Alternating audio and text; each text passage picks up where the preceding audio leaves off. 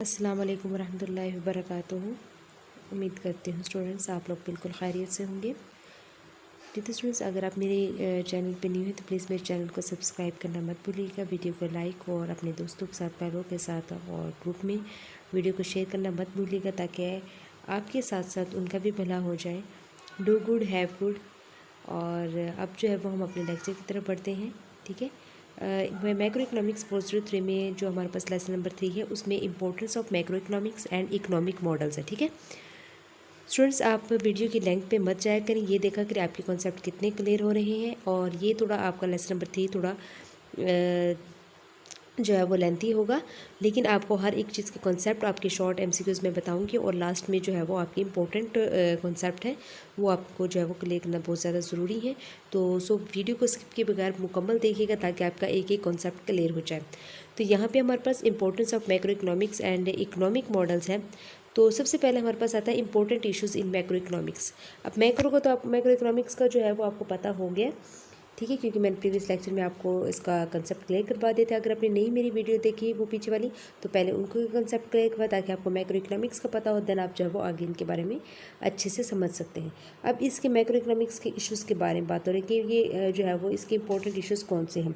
जैसे वो कहते हैं कि why does the cost of living की प्राइसिंग, कि ज़िंदगी जो है वो गुजारने के अखराजात क्यों बढ़ते रहते हैं। ठीक है, तो ज़ाहिर बात है जैसे जैसे हमारी जो है ज़िंदगी जो हमारी लाइफ स्टाइल है वो जो है वो डेवलप होता है तो हमारे जो अखराजात है वो बढ़ते जाते हैं। ज़ाहिर बात है हमारी चीज़ें जो है वो वक्त के साथ साथ बढ़ती जाती हैं। ठीक है, तो हमें ज़रूरत किसी चीज़ की होती है, कुछ हमारी ख्वाहिशात की चीज़ें होती हैं, कुछ हमारी ज़रूरत की चीज़ें होती हैं, तो इस लिहाज से हमारे अखराजात बढ़ते हैं। इसके बाद why are millions of people unemployed even when the economy is booming, कि वो कहते हैं कि मीशत, हालांकि हमारी जो इकनॉमी है वो एक अरूज पे होती है, उसके बावजूद भी लाखों लोग बेरोज़गार क्यों होते हैं। इसके बाद वाई आर द रिसेशंस बच्चे कहते हैं कि कसाद बाज़ारी को, कसाद बाज़ारी क्या होता है, जैसे कि हमारी कोई प्रॉब्लम आ जाती है, जैसे एक फैक्ट्री है वो काम कर रही है, बहुत अच्छा काम चल रहा है, कोई प्रॉब्लम आ जाती है जिसकी वजह से वो सील हो जाती है, बंद हो जाती है, या उसके कैपिटल्स में जो है वो फ़र्क आ जाता है इस लिहाज से, और जो है वो उसके वर्कर्स उनमें जो है वो फ़र्क आ जाता है। तो ये जो होता है ये हमारे पास रिसेशंस होता है। ठीक है, जैसे किसी मुल्क की मईशत हमारी जो है वो किसी वजह से डाउन हो जाती है। ठीक है, कोई फैमिली का तो सर खैर सॉरी नहीं है, मैक्रो इकोनॉमिक्स है ये, तो हमारे मुल्क की बात हो रही है। तो किसी भी चीज़ में बजट में आ जाता है, कोई मसला आ जाता है, तो ये रिसेशंस होता है। तो can the government do anything to combat recessions should it, वो कहते हैं कि क्या गवर्नमेंट जो है वो अपने खर्चे से रिसेशंस का जो यानी किसी भी प्रॉब्लम, कोई फैक्ट्री है, कोई मार्केट में जो है वो मसला आ जाता है किसी वजह से, तो हमारी चीज़ें डाउन हो जाती हैं, कीमतें कम हो जाती हैं, या जो है, तो इस तरह जो गवर्नमेंट क्या इसको जो है वो ठीक करने में जो है वो उसकी हेल्प आउट करेगी, यानी अपने खर्चे पे, तो क्या उसे करना चाहिए, शुड इट, ये भी कहा हो कि क्या गवर्नमेंट को ये चीज़ करनी चाहिए। तो what is the government budget deficit, वो कहते हैं कि how does it affect the economy. तो वो ये कह रहे हैं कि मतलब हुकूमती बजट जो है वो ख़सारा है। ठीक है, और ये मईशत को जो है वो इस पे मईशत जो है वो मईशत का इस पर जो है वो असरअंदाज होता है। Why do the economies have such huge trade deficit, why are so many countries poor, कि इतने जो है वो ममालिक गरीब क्यों है, what policies might help them grow out of poverty. और मतलब ये है कि जो इतनी जो गुर्बत है वो मतलब किस से जो है वो इस जो ज़्यादा हमारी गुर्बत जो है वो क्यों बढ़ रही है, और इसकी जो है वो हम कैसे मदद कर सकते हैं, ये सारा जो है वो important issues in macro economics में। ठीक है, खैर ये याद करने वाली चीज़ें नहीं थी, कुछ क्वेश्चंस बनते हैं मैक्रो, ये जो अपने चीज़ों को देखते हुए आप जब ऑब्ज़र्व करते हैं, अपनी कंट्री को देखेंगे, आप उसको ऑब्ज़र्व करेंगे तो आपके सामने इस तरह, ये तो सिर्फ चंद क्वेश्चंस, आपके सामने बहुत ज़्यादा क्वेश्चंस जो है वो बनेंगे, और आप उनका आंसर जानने की कोशिश करेंगे कि क्यों है, कैसे हुआ, क्या करना चाहिए, कैसे जो है वो कम वसाइल की मदद से जो है वो हम अपनी ज़्यादा से ज़्यादा अपनी इकनॉमी को ठीक कर सकते हैं। इस तरह के बहुत सारे आपके क्वेश्चंस पैदा होंगे। अब यहाँ पे gross domestic product of Pakistan है, जीडीपी एट मार्केट प्राइस 1980 से 81 की प्राइसेस के बारे में जो है वो एक उन्होंने ड्रा किया हुआ है।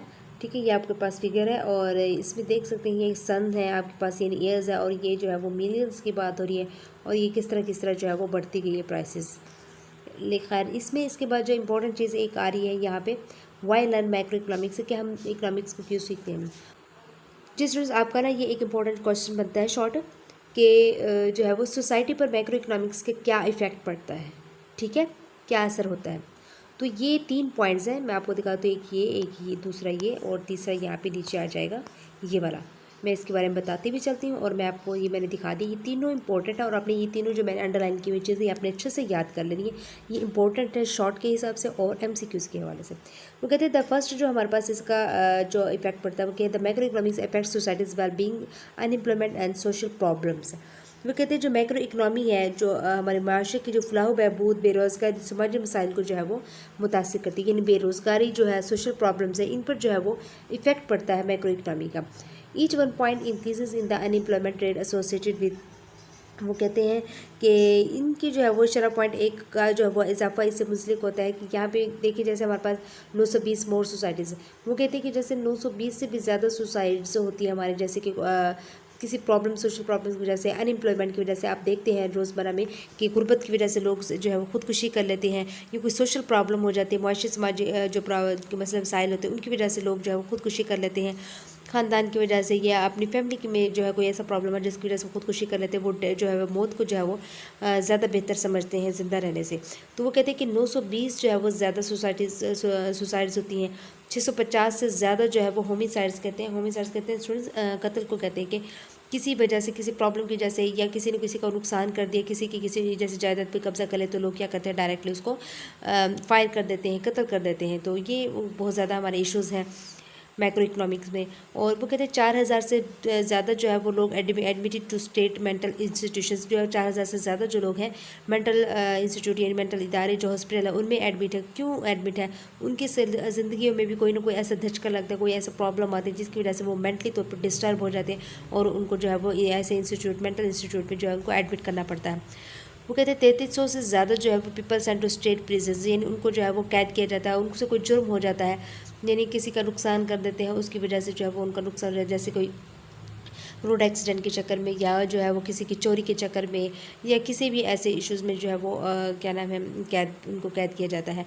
37,000 से ज़्यादा वो कहते हैं कि मोर डेथ्स जो है वो ज़्यादा, 37,000 से ज़्यादा जो है लोग डेथ जो उनकी जो है वो अमवात होती है, ठीक है। कुछ जो है वो कुदरती तौर पे होते हैं, कुछ जो है वो लोग सुसाइड करके कर लेते हैं, या मतलब कुछ किसी भी तरीके से, ठीक है, या उनका कत्ल कर दिया जाता है। तो इस तरह increase in domestic violence and homelessness, वो कहते हैं कि बहुत ज़्यादा जो है वो घरेलू तशद्दुद और जो है वो बेकरीबी जो है वो इजाफा हो रहा है, ठीक है। डोमेस्टिक वायलेंस कहते हैं घरेलू तशद्दुद जो होता है, जैसे कि मियाँ बीवी के मबराम में या सास नंद में हो रहा है, या कोई रिश्तेदारों में हो रहा है, तो मतलब इस तरह के जो आपके तशद्दुद होते हैं। और होमलेसनेस जो होते हैं वो बेघरी होते हैं। तो ये इस तरह के सारे इश्यूज़ आते हैं हमारे मैक्रो इकोनॉमिक्स में आते हैं।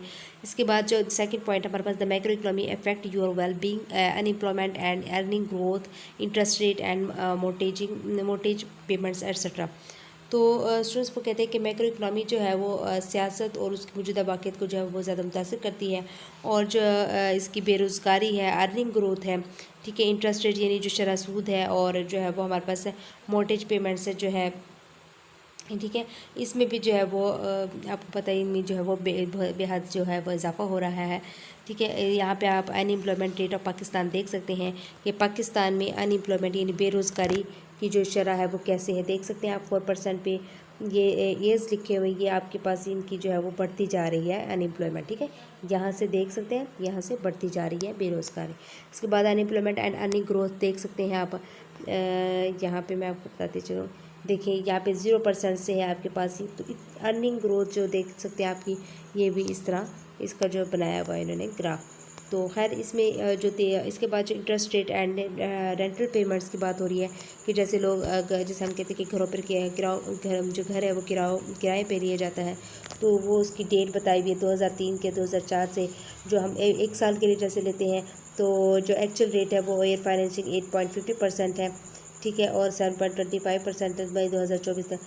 तो ये आपके पास ये खाली इतनी खास चीज़ नहीं है, लेकिन जो इंपॉर्टेंट है वो 3 पॉइंट्स हैं। जो तीसरा पॉइंट हम देखते हैं वो क्या है, the macro economy affect politics current and current events, inflation and unemployment in election years. तो वो ये कहते हैं कि आपके पास मैक्रो इकनॉमी जो है वो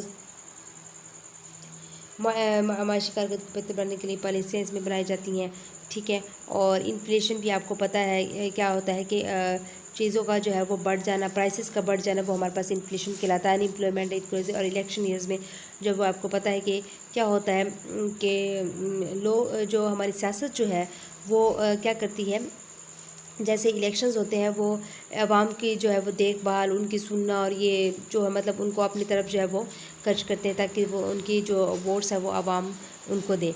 तो ये हमारे 3 इंपॉर्टेंट, ये भी मैक्रो इकोनॉमिक्स का पार्ट था, तो इंपॉर्टेंट आपने अच्छे से याद कर लेना। इसके बाद हमारे पास inflation and employment in election years. Election year में आप इन्फ्लेशन रेट देख सकते हैं, ठीक है। ये सारे हमारे पास है। अनएम्प्लॉयमेंट जो बेरोज़गारी ये है, और ईयर जो है वो हमारे पास ये है, आप इनका जो है वो शरह देख सकते हैं, ठीक है। इसके बाद जो खैर इसके बाद हम जो करेंगे ये जो चीज़ है ना, आप इसको एज MCQ जो है वो इम्पोर्टेंट है कि आप इनको अच्छे से कर लीजिएगा कि किस सन में कितनी अनएम्प्लॉयमेंट रेट थी और इन्फ्लेशन रेट क्या था। इकोनॉमिक मॉडल्स क्या होता है? इकोनॉमिक मॉडल्स जैसे these are simplified version of a more complex reality. वो कहते हैं कि इकोनॉमिक मॉडल में क्या होता है, हमारे पास जो मतलब बहुत ज़्यादा जो है वो ये कॉम्प्लेक्सिटी है यहाँ पे रियलिटी में, कि जैसे कि हमारे पास वो कौन कौन से show the relationship between economic variables. वो कहते हैं कि इकोनॉमिक मॉडल जो है वो शो करता है रिलेशन को, इकोनॉमिक वेरिएबल्स के रिलेशन को, और ये एक्सप्लेन करता है इकोनॉमिक बिहेवियर को कि इसका बिहेवियर क्या है। और ये जो है वो devise policies to improve economic performance. वो ये देख आता है कि पॉलिसियाँ जो है वो हमारी इनको जो है वो कैसे बेहतर बना सकते हैं। ये इकोनॉमिक मॉडल का जो है वो पॉइंट्स आप इनको अच्छे से देख लें। ये एज अ MCQ जो है वो पूछा जा सकता है, इकोनॉमिक मॉडल में क्या क्या चीज़ें होती हैं, क्या शो करवाते हैं ये, ठीक है। इसके बाद जो है वो the supply and demand for new cars के बारे में है, यानी कोई कार जो है वो हम लेते हैं, न्यू कार्स की बात हो रही है कि the model of supply and demand for new cars explain the factors that determine the price of cars and the quantity sold. This मतलब ये है कि जो हम न्यू कार्स की जो सप्लाई और डिमांड की बात करें तो ये एक्सप्लेन करता है कि इसके प्राइसेस जो है वो कार की प्राइसेस और क्वांटिटी सोल्ड क्या होती है, कैसे होती है और कितनी अच्छी है। और this model assumes that the market is competitive. ये जो कहते हैं कि ये मॉडल जो है ये बहुत ज़्यादा कम्पिटिटिव यानी बामुकाबला है मार्केट में, इसका बहुत ज़्यादा मुकाबला होता है कि each buyers and seller is too small. वो कहते हैं कि जितने भी बायर और सेलर हैं, ये खरीदने फरोख्त करने वाले, बेचने वाले, वो बहुत ज़्यादा छोटे हैं और जिसकी वजह से मार्केट प्राइस पर इसका इफेक्ट पड़ता है, ठीक है। तो the variables include in this model are. वो कहते हैं इसमें मॉडल्स में हमारे पास कौन कौन से, एक QD होता है जो कि क्वांटिटी और डिमांड होता है, आपको पता है, और जो कि बायर कार्स दैट बायर्स के हिसाब से हम कर रहे हैं तो ये quantity of cars that buyers demand होगा। QS मतलब क्वांटिटी ऑफ सप्लाई है। P price of new cars की बात हो रही है। Y जो है वो एग्रीगेट इनकम है, आपको पता है इनकम को बोलते हैं। PS जो है वो प्राइस ऑफ स्टील है, ठीक है, यानी एन इनपुट। इसके बाद द डिमांड फॉर कार्स की बात हो रही है। डिमांड इक्वेशन जो है वो can be written as important है, आपने एज MCQ के बारे से जो डिमांड इक्वेशन है वो कैसे लिखी जा सकती है। QD is equal to D into PY, यानी D जो है वो आपके पास वो डिमांड होगी, P प्राइस और Y इनकम होगी। This equation shows that quantity of cars consumes demand is related to the price of cars and aggregate income. और वो कहते हैं कि ये इक्वेशन जो है वो ये शो करवाती है कि जो कार की जो क्वांटिटी है सार्फिंग की तरफ से जो है वो डिमांड होती है, is related to the price of cars, जो ये रिलेट करती है कि जो कार की प्राइस और उसके एग्रीगेट और उसकी इनकम से, ठीक है। जनरल फंक्शन नोटेशन हमारे पास शो करता है only that the variables are related I. ये सिर्फ जो है वो रिलेट करता है आई से, जैसे कि हमारे पास आई से सॉरी रिलेट करता है, जैसे कि QD is equal to DPY। और जो स्पेसिफिक फंक्शनल फॉर्म है वो ये शो करता है कि पीस साइज क्वांटिटेटिव रिलेशनशिप। ये आपके MCQs बनते हैं। और एक शॉर्ट क्वेश्चन बनता है आप लोगों का डिमांड कर्व और सप्लाई कर्व का, एक जो है वो इक्वेशन के बारे से वो मैं आपको बताती हूँ। पहले मैं जो है वो आपको एक्सप्लेन करवा दूँ, जब जैसे ही वो हमारे पास नेक्स्ट टॉपिक आता है उससे रिलेट करवा के मैं आपको बताती हूँ उसका शॉर्ट क्वेश्चन इंपॉर्टेंट एग्जाम्पल हमारे पास देखिए। अच्छा, इसके बाद जो है वो आप देख सकते हैं function form can be multiplicative additive in the form of division. तो ये आप जो है वो रीड कर लीजिएगा। मोस्ट एक इंपॉर्टेंट चीज़ जो हाईलाइट की है कि the demand curve shows the relationship between quantity demand and price other things equal. कहते डिमांड कर्व जो है वो ये शो करवाती है इस रिलेशन को शो करवाती है क्वांटिटी डिमांड और उसके प्राइस जो है को शो करवाती है इनके दरमियान, और बाकी जो चीज़ें वो आपकी इक्वल हो जाएंगी। और the demand curve shows that there is an inverse relationship. वो कहते हैं कि डिमांड कर्व ये भी शो करवाती है कि ये एक इनवर्स रिलेशनशिप है, उलट है इसके बरक्स है बिटवीन क्वांटिटी डिमांड और प्राइस के भी, ठीक है। तो ये भी शो करवाती है। दोनों चीज़ आपने चीज़ कर लेने हैं।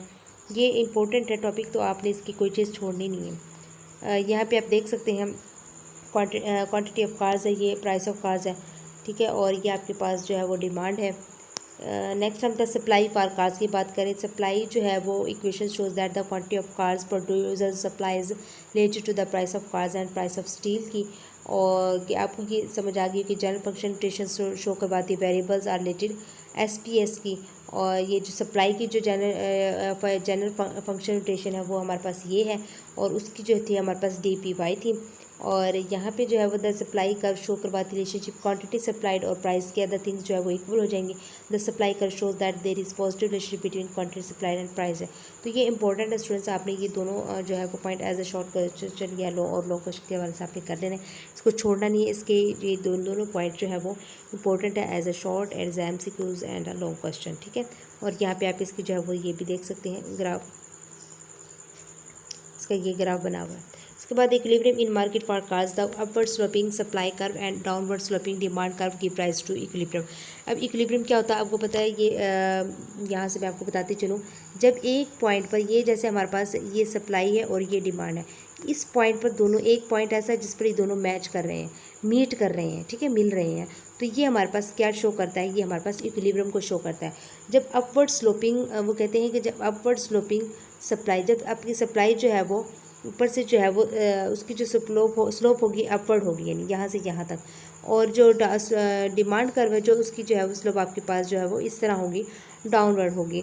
तो आपके पास जो है वो ये क्या हो जाएगी कि ये किस चीज़ को जो है वो शो करेगा, इक्विलिब्रियम को शो करेगा, ठीक है, क्योंकि ये एक जो है वो पॉइंट पे मीट करें। इसके बाद the effect of an increase in income, an increase in income increase the quantity of cars consumers demand at each price है। ये स्टूडेंट्स आपने जो है वो उसकी पेशक से कर दें, आप इसमें से जो है वो कुछ भी नहीं आता, बस आप एक दफ़ा रीड कर लीजिएगा। खैर बाकी जो ये इंपॉर्टेंट टॉपिक आ रहे हैं आपके। एंडोजीनियस वेरिएबल जो है वो एक्सोजीनियस वेरिएबल क्या होता है। एंडोजीनियस वेरिएबल, आपको एंडो से मज़ाहिर हो रहा कि ये आपकी अंदरूनी वेरिएबल की बात, अंदरूनी चीज़ की बात हो रही है। एक्सोजीनियस मतलब बैरूनी चीज़ है। अब is a variable that is identified, जो कहते हैं endogenous variable is a variable, एक वेरिएबल है जो कि ये आइडेंटिफाई करवाता है with in the working of the model. कोई भी आपके पास मॉडल हो रहा है, कोई वर्क हो रहा है, किसी भी ज़ाहिर बात आप कोई काम करते हैं, किसी मॉडल के तहत काम करते हैं, तो वहाँ पे जो उसके अंदर की जो चीज़ें जो आइडेंटिफाई होंगी वो हमारे पास एंडोजीनियस वेरिएबल कहलाएगा। और वो कहते हैं ये जो हमारे पास एंडोजीनियस वेरिएबल होती है स्टूडेंट्स, वो हमारे पास डिपेंडेंट वेरिएबल होती है, ठीक है। इसको डिपेंडेंट वेरिएबल भी कहा जाता है। एंडोजीनियस वेरिएबल को क्या कहा जाता है, डिपेंडेंट वेरिएबल भी कहा जाता है। And endogenous variable is in essence the output of the model, वो कहते हैं। और इसके बाद जो एंडोजीनियस वेरिएबल है जो है वो हमारे पास मॉडल की जो है वो आउटपुट की जो है वो एसेंस होगी। इसके बाद एक्सोजीनियस वेरिएबल की बात हो रही है कि वो कहते हैं कि ये आइडेंटिफाई करवाता है outside the working of the model, model के आउटसाइड के, यानी बैरूनी तौर की जो है वो आइडेंटिफाई करवाएगा। और इसको जो है वो इंडिपेंडेंट वेरिएबल भी कहा जाता है एक्सोजीनियस वेरिएबल को। और ये एसेंस करवाता है इनपुट ऑफ द मॉडल की। ये इंपॉर्टेंट है short as MCQs and short के हवाले से, तो ये इंपॉर्टेंट आपने अच्छे से याद कर लेना है। इसके बाद हमारे पास ये आप जो है वो बाकी चीज़ें देख लीजिएगा। ये एंडोजीनियस वेरिएबल जो है वो हमारे पास कौन कौन सी होती है, PQD, ये MCQs है आपका। और एक्सोजीनियस वेरिएबल जो है वो YPS है। और बाकी जो है वो आप खुद रीड कर लीजिएगा, ठीक है। जो इंपॉर्टेंट चीज़ें हैं मैं वो आपसे हाईलाइट करवा रही हूँ, बता रही हूँ, कंसेप्ट क्लियर करवा रही हूँ। Prices flexible versus sticky. अब फ्लेक्सिबल प्राइसेस है, स्टिकी प्राइसेस और मार्केटिंग क्लियरिंग, ये क्या होता है मैं आपको जो है विद एग्जांपल इसकी एक्सप्लेन करती हूँ। फ्लेक्सिबल प्राइसेस का मतलब क्या होता है, अगर लफ्ज़ी मायने देखा जाए तो ये हमारे पास लचकदार जो है वो कीमतों की बात कर रहा है कि flexible prices means that prices adjust. वो कहते हैं ये जो है इसका मतलब ये होता है कि प्राइसेस जो है वो एडजस्ट हो जाती है in the long run in response to market shortage और सरप्लसेस, कि ये जो है फ्लेक्सिबल प्राइसेस जो है वो मतलब बहुत जल्दी जो है वो एडजस्ट हो जाती हैं। जैसे कि मैं आपको एक एग्जांपल देती चलूँ कि एक जैसे एक स्ट्रॉबेरी मैन है, वो स्ट्रॉबेरी बेच रहा है, ठीक है। वो लेट्स सपोज हम कह देते हैं कि वो इसका तो जो होता है वो आपके पास क्या कहते हैं कि पिंट होता है ना, तो वो कहते हैं कि आपके पास जो है वो पर डॉलर 3 पिंट बेच रहा है वो, ठीक है। तो जैसे ही वो 3 पिंट बोल रहा है, जैसे ही सप्लाई जो डिमांड बढ़ जाती है उसकी, जाहिर बात है कोई और दुकानदार नहीं है, वो सिर्फ एक ही जो है वो स्ट्रॉबेरी मैन है, तो वो स्ट्रॉबेरी बेच रहे, डिमांड ज़्यादा बढ़ जाएगी क्योंकि उसके पास ज़्यादा ग्राहक आएंगे कि जिसने भी स्ट्रॉबेरी लेनी वो उसी शख्स के पास जाएगा। तो जब डिमांड बढ़ जाती है तो वो क्या करता है, अपनी स्ट्रॉबेरी की जो है वो प्राइस इंक्रीज़ कर देता है, फौरी तौर पे इंक्रीज़ करता है। वो जैसे ही वो देखता है कि डिमांड ज़्यादा हो रही है इंक्रीज़ कर देगा, 4 जो है वो पर डॉलर कर देगा, ठीक है। 1 पिंट को जो है वो 4 पर डॉलर कर देगा। तो लेकिन फिर क्या होता है कि लेट्स सपोज अगर हम कहते हैं कि जैसे कोई बारिश आ जाती है, उसी वक्त बारिश आ जाती है, वो क्या कहते हैं उसने वो बेचनी होती चीज़ें, क्योंकि फ्रेश चीज़ें होती हैं, ख़राब हो जाती हैं फिर चीज़ें। तो ये माल ही कुछ ऐसा है, तो वो क्या करता है फौरी तौर पर उसने देखना, जैसे उसने देखा हालात थोड़े बदल रहे हैं, तो वो उसने फौरी तौर पर उसको जो है वो चेंज कर दिया, रेट चेंज कर दिया। उसने क्या किया, $2 कर दिया, ठीक है। तो ताकि इसकी जो है वो जल्दी से वो सारी सेल हो जाए और उसका जो है वो फ़ायदा नुकसान ना हो ज़्यादा, ठीक है। तो ये होती है फ्लेक्सिबल प्राइसेस, जो कि बहुत जल्दी जो है वो एडजस्ट हो जाती हैं और लोग भी जो है वो उसको ले लेते हैं।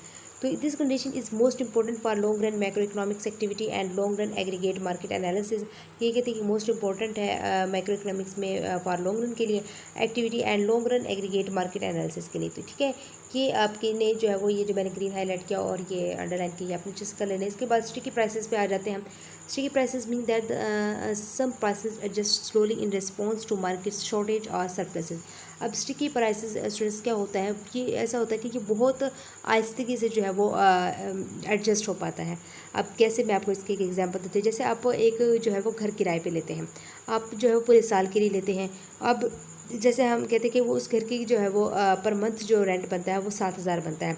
अब पर मंथ 7,000 लेने के बाद वो जो है वो उसका जो है वो बनाते हैं कागजी कार्रवाई में भी जो है वो ये लिखते हैं कि पर ईयर जो है पर मंथ जो है वो 7,000 है और पूरे साल के लिए वो लिखवा लेते हैं, ताकि जो है वो मालिक मकाना दरमियान में तंग ना करें और जो है वो उनको कि कोई और ज़्यादा जो है वो इसका रेंट लगा दे तो उसको उठाने की जो है वो कोशिश ना करे इसको। तो फिर क्या होता है, जो मालिक मकान के पास जो है वो दूसरे ग्राहक आते हैं, ज़्यादा जो है वो किराए पे जो है वो उस मकान को लेना चाहते हैं, तो वो उस चीज़ में जो है वो बन जाता है, क्योंकि मुआहदों पे होती है ना, मुआहदों पे जो चीज़ें होती हैं वो स्टिकी प्राइसेस होती हैं, मुआहदों से जो है वो चीज़ें तय की जाती हैं। तो वो जो है वो जब तक साल ख़त्म नहीं होगा तब तक जो है वो उससे जो है वो घर नहीं ले सकता, जो कि पहले वाला शख्स ने उससे घर रेंट पे लिया हुआ है, तो वो इस चीज़ पे जो वो बंध जाता है। तो ये चीज़ होती है हमारे पास स्टिकी प्राइसेस। इसके बाद ये कंडीशन भी बहुत इंपॉर्टेंट होती है मैक्रो इकोनॉमिक्स के हवाले से इन शॉर्ट रन के and short run aggregate market analysis. इसके बाद मार्केट क्लियरिंग क्या होता है। Market clearing is an assumption that prices are flexible and just to equate supply and demand. तो कहते हैं कि प्राइसेस मार्केट क्लियरिंग ये होता है कि इसकी जो प्राइसेस जो होते हैं वो फ्लेक्सिबल भी होती है और एडजस्ट भी हो जाते हैं टू इक्वेट सप्लाई और डिमांड पे। वो कैसे, मैं आपको इसकी भी जो है वो एग्जांपल देती हूँ। चलिए जैसे एक स्ट्रॉबेरी की ले लेते हैं, जैसे वो स्ट्रॉबेरी मैंने अब वो डेली जो है वो स्ट्रॉबेरी जो है वो सेल करता है, उसकी डिमांड जो है वो 100 पिंट की है। लेट्स सपोज जो डेली की जो उसकी डिमांड है 100 पिंट है और वो पर डॉलर जो है वो 3 दे रहा है, ठीक है। तो अब जो है वो पर डॉलर 3 दे रहा है, तो 100 जैसे वो आता है और उसकी जो है वो डिमांड के मुताबिक 100 डिमांड होती है, तो वो सारी बिक जाती हैं, सारी सेल हो जाती है और उसी रेट पे पर $3 पर कोई जो है वो बाकी नहीं बचती। तो ये हमारे पास मार्केट क्लियरिंग हो जाता है, ठीक है। तो ये इस आपके पास in the short run mainly prices are sticky. और ये कहते हैं कि शॉर्ट रन के वाले से देखा जाती है बहुत ज़्यादा प्राइसेस इसकी जो है वो स्टिकी होती हैं। They adjust only sluggishly in response to supply demand imbalances. तो ये स्टूडेंट्स आपके पास ये जो मैंने ये इंपॉर्टेंट है, ये फ्लेक्सिबल प्राइसेस की प्राइसेस मार्केट क्लियरिंग, तो आपने अच्छे से कर लेना है। Endogenous variable exogenous variable most important है, ये आपने अच्छे से कर लेना है। इक्विलिब्रियम मार्केट में जो है वो ये आपने इसका एज एमसीक्यूज देखना है। और ये सप्लाई फॉर कार्स और डिमांड फॉर कार, ये इंपॉर्टेंट आपने अच्छे से कर लेना है स्टूडेंट्स। और ये 3 इम्पॉर्टेंट जो है ना मैंने आपको बताए थे, ये मोस्ट इंपॉर्टेंट है कि माइक्रो इकोनॉमिक्स का जो है वो सोसाइटी पर क्या इफेक्ट पड़ता है। ये तीनों जो मैंने अंडरलाइन किया ये अच्छे से कर लेना। जिस आई हमसे आपको मेरी वीडियो पसंद आई होगी और आपको मेरे वीडियो से जो है कुछ समझ भी आई होगी। अगर आपको मेरी कुछ समझ आ जाती है तो प्लीज़ वीडियो को लाइक करें और कमेंट मुझे ज़रूर बताएं। अगर कोई कन्फ्यूजन है तो आप मुझसे कमेंट बॉक्स में पूछें। Thank you so much and अल्लाह हाफिज़। मिलते हैं नेक्स्ट लेक्चर के साथ।